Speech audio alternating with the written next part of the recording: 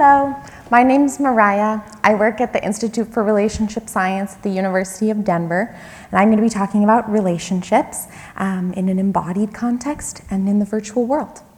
I've been thinking a lot about this because we have this shift going on in society, it seems like faster and faster all the time, away from a primary mode of interpersonal interaction that's embodied and toward increasing levels of technology mediation in our interactions. And I have been thinking a lot in work I've done with participants in our programs and also just people in my life about how this affects us. How it affects us relationally, how it affects who we think of ourselves as being in the world, and how we think of that as being meaningful, and then how all those things should inform how we think about approaches to mental health care.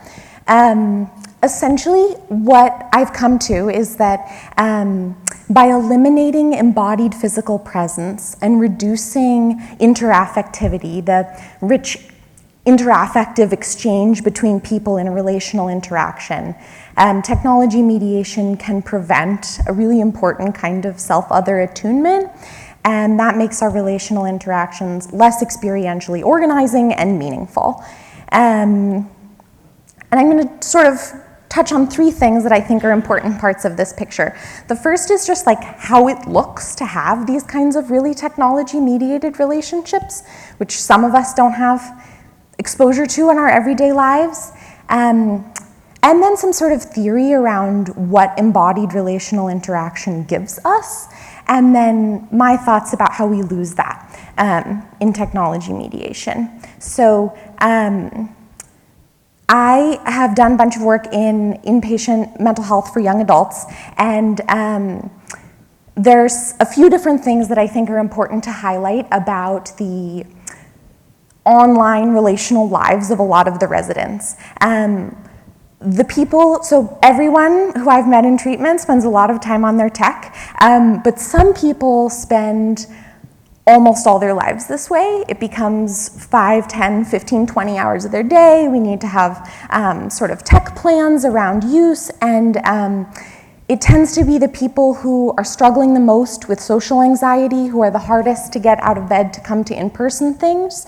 They will really strenuously avoid 30 minutes of in-person socializing with other residents, but then can spend 15 hours gaming or in chat rooms with online friends. And when you ask them about their online friends, they know a ton about them. They have a lot to say. Some of it's from the game, some of it's about the avatar, and some of it's about the person. And it all gets kind of blended together.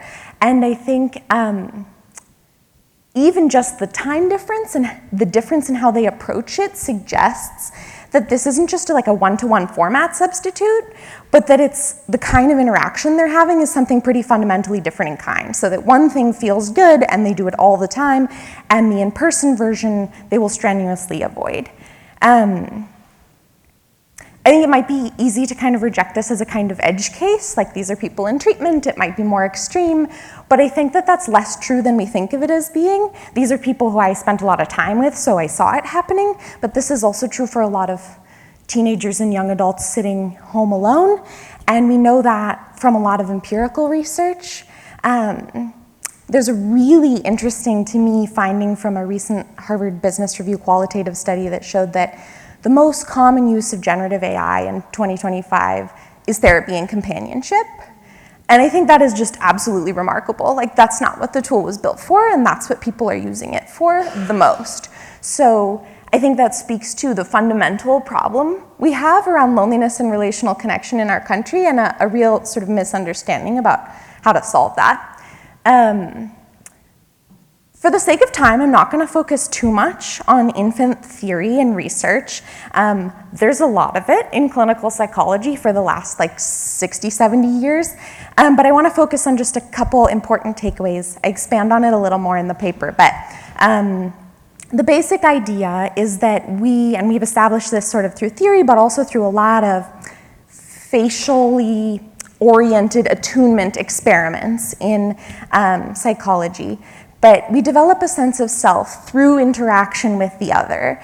And we start with this kind of undifferentiated subjectivity, primordial self soup. And then as we experience the other as different from us, our primary caregiver, And we also learn both about their difference and that we can attune experientially. We become aware both of ourselves as distinct and the ways in which we are related. And that is an essentially and basically affective process. It's pre-linguistic, and it's based on, as you can see in this adorable picture, a kind of very subtle bodily attunement. And that follows us throughout our lives. So there's the interaffectivity word I've taken from Thomas Fuchs, who is a psychiatrist and also a phenomenologist, who argues that we primarily relate empathically through a process of shared affective feedback that consists in bodily resonance, coordinated interaction, and mutual incorporation. And basically the idea here is that we all start with a kind of intra-bodily resonance where how we feel and whatever the mental content of that is has a bodily manifestation, just like necessarily, and sometimes it's more obvious and sometimes less, but that's happening in a whole body kind of way, and that's also happening in the other person, and that we are often below the threshold of cognitive awareness, of consciousness, perceiving in each other all the time. And this is kind of what we would colloquially think of as like body language, right? We read that in other people all the time.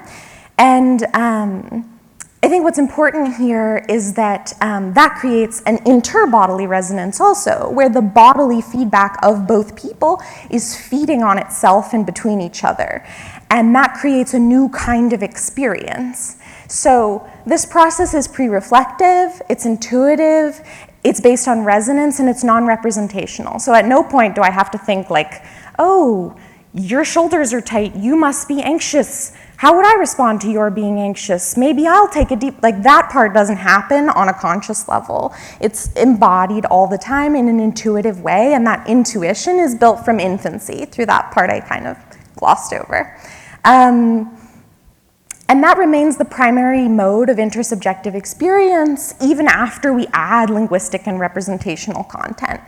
And my point I want to make here is that that creates both a kind of individual meaning on the level of affirmation and validation, so that when I can see how I feel reflected somehow in you, that gives a kind of meaning and seenness to my experience. But then also, the broader back and forth and new shared experience is organizing and meaning making insofar as it situates my experience within a broader relational context. So you're not just mirroring what I do, you're responding to it, and in that way it's situating more broadly. Okay, so what does technology mediation do to that? On one level, I think it's pretty simple. As the interaction becomes more technology mediated, the level of interaffective exchange and attunement diminishes. So on a very basic level, we lose something as soon as we lose the physical bodies. Obviously, you lose touch, which is a pretty important part of relationships, but you also lose immediately in video call the ability to make eye contact, and gaze is broken. So that's sort of like the first level. And then when you are on the phone, you lose obviously the visual dimension, you maintain auditory. By the time you get to texting, you've lost all of those, and also a certain kind of temporality, so that the temporal continuity of your engagement is unpredictable and fractured. So I could send you a text and you could respond in 3 seconds or 30 minutes. And I don't know if that's because I made you mad or you had to put your laundry in the dryer. And so there's a kind of we just don't have the kind of intersubjective affective content we use to make sense out of what's going on, which leads us to have a harder time relating in a meaningful way. And then the other piece that doesn't come as directly out of intersubjective theory, or out of interaffective theory, but is, in my opinion, relevant, is a loss of a kind of existential presence and permanence that we perceive in the other person. I don't know if I love this term, existential permanence. If anyone has a better idea, let me know. But when the other person is present with you in physical space, you have a sense of kind of continuous and stable existence for them and your access to it. So you probably know how they got there, you probably are gonna be able to see when they're getting up to leave, and while their body's there with you, you can count on it. And in technology-mediated communication, if someone's phone dies, if the power goes out, if your Wi-Fi goes out, that person functionally disappears from the relationship.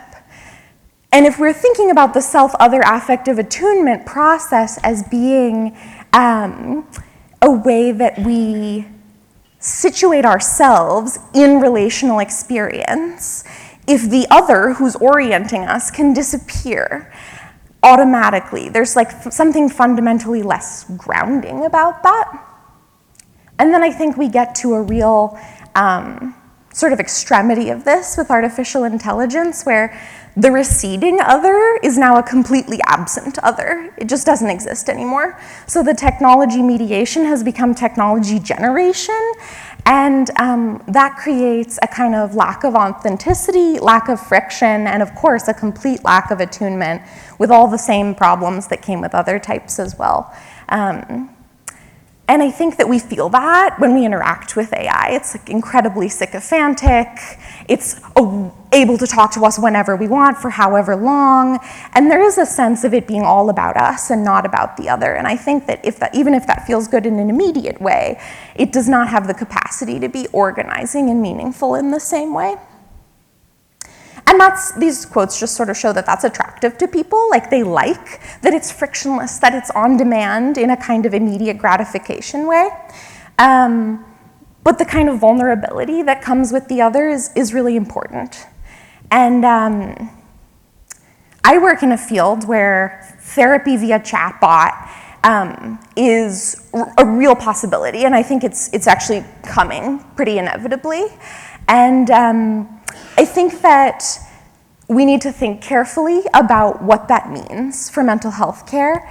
And I think there's a really real risk that we could end up with a tiered mental health care system where people who can afford it are getting this kind of rich, interaffective meaning-making process, and people who are poorer and live in more rural areas are getting this facsimile of care with a simulated other.